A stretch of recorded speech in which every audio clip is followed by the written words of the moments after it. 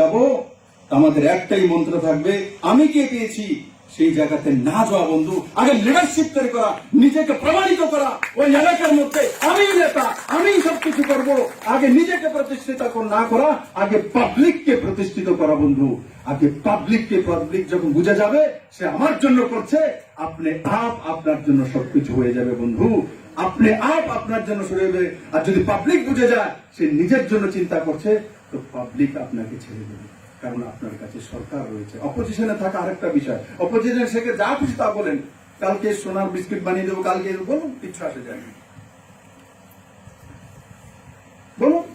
কিন্তু সরকারে থেকে যদি আপনি বলুন যে সোনার বিস্কুট এনে দেব, আর আনতে পারেননি, তো জনতা আপনাকে ছেড়ে দেবে। তার জন্য 2023 পর্যন্ত আখ বন্ধ করে, চোখ বন্ধ করে একটাই লক্ষ্য রাখা যে ত্রিপুরার কোন জায়গায় কমিউনিস্ট নামে কোন বীজ রাখবো না। 23-এ সমাপ্ত করবো, তারপর নিজের জন্য চিন্তা করবো, তার আগে নয়। 23-এ পর্যন্ত কারোর ঘুম হওয়া উচিত নয় যে 23-এ আমরা সমস্ত কমিউনিস্টের বীজ উঠিয়ে বঙ্গোপসাগরে ফেলবো।